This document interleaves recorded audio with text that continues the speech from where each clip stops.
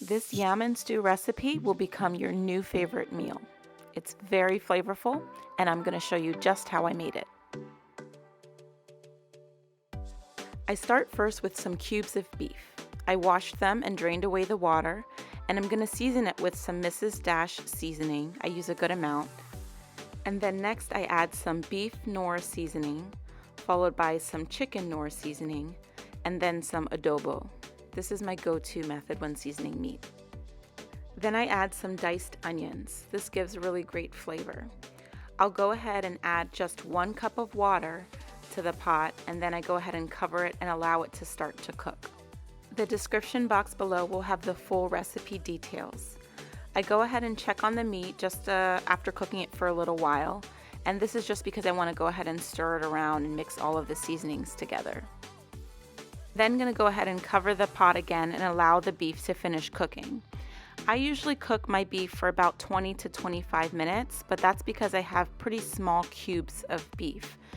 The total cook time will really depend on how big your pieces of beef are, so definitely do it according to your preference. For me right now, I see that this beef is done, so I'm going to go ahead and cover it, turn off the stove, and set it aside. I'm going to be frying this beef before I add it to the stew. So first I take a pan, and then I go ahead and add some vegetable oil to the pan. I add a good amount of oil to assist with frying the beef, and then once it's heated appropriately, I'm going to go ahead and add some of the beef to the pan. I fry it in batches and the beef cooks fairly quickly. I then set the beef aside.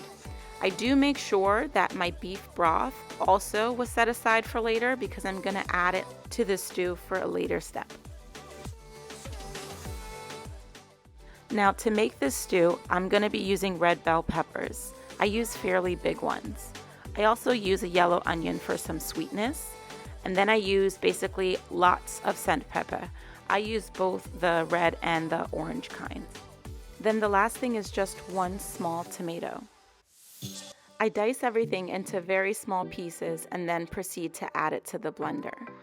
I'm basically going to be doing it in batches. Keep in mind that this is a very spicy stew that I'm making because I use a lot of hot pepper, but you can adjust it according to your preference. I basically pulse it in the blender, so I turn it on and off. If you have a blender that has a pulse button, you can also do that. Sometimes I open it up and stir it around just to move some of the unblended tomatoes and onions to the bottom of the blender, and then I proceed to add the rest of my ingredients to blend it all in one batch. You can do basically whatever your blender can handle. Again, I turn it on and off to pulse it. When I'm done, I have this sort of chunky texture. It's not very smooth, it's more chunky, and this is perfect and exactly what I want it to look like. I add a good amount of vegetable oil to a large pot, followed by the diced onions. This amount of oil is needed to be able to fry this stew. My oil is a little too hot for what I want, so I actually take it off the heat briefly, allow it to cool some, and then put it back on. So just watch your heat. Because I'm adding the tomato paste, I don't want it to cook too quickly.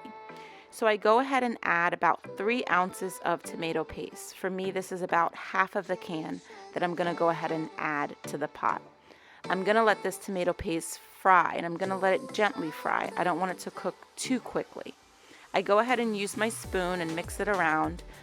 You can see right now it's still kind of chunky. It's not fully fried, but I just keep mixing and stirring everything. After some time, you can see that the texture of the tomato paste sort of changes, and this is how you can see that it's adequately fried. So next I go ahead and add the blended pepper mix to the pot and allow this to fry as well.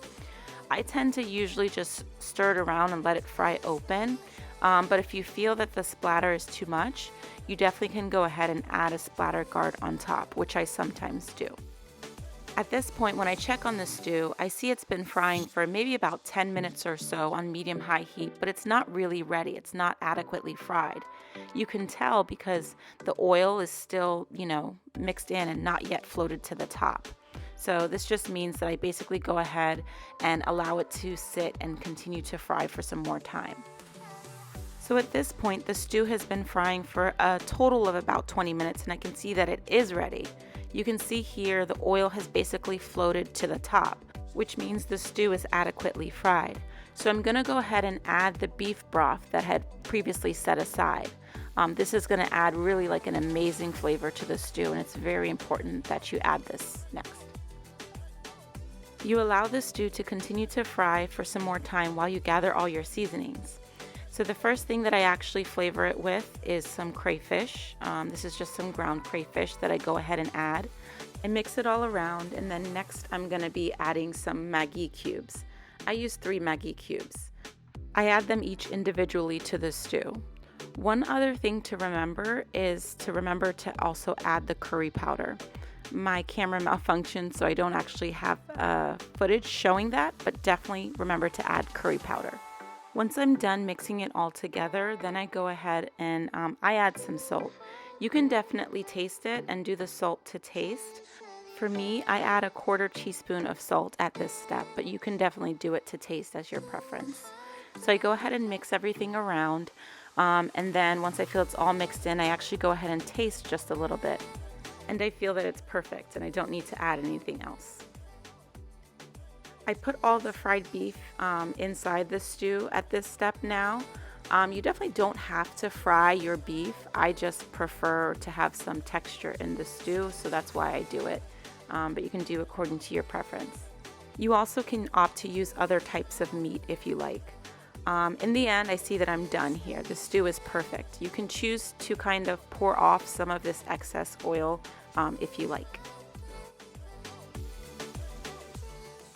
The next step is to make the yam. So I get some Nigerian yam here. I cut off a portion, and then I usually cut pieces that are not too large. I go ahead and peel off kind of the edges until I have a nice little small piece just like this. You can then cut it into whatever size pieces you like. I usually cut one circle into about 3 pieces. Then I go ahead and set it in some water just because I don't want it to turn brown. So in a large or medium pot, I have some water boiled, and I go ahead and add all of the cut yam to the pot and allow it to cook. It's not going to cook for long, just until it's basically fork tender. In this case, because my daughter wanted some plantain, I'm going to actually go ahead and add some plantain to the pot. It's best to boil the plantain that's yellow but not overly ripe. I usually also add them to the pot once I feel the yam is almost about to be ready. When I go and check on it, I see that the plantain is fork tender. It cooks very quickly. And then I can also see that the yam itself is also fork tender. So this is how I know it's good and ready. I drain off all the water, and before you know it, we're going to be ready to eat. So we combine our stew that was set aside with the yam and plantain, and before you know it, we have our perfect meal. I describe everything in very detailed steps just because I want it to really be able to be replicated by anyone. This recipe really is one of my favorites, so I'm definitely happy to share it with you. The link in the description below will have the full recipe details. Thanks for watching.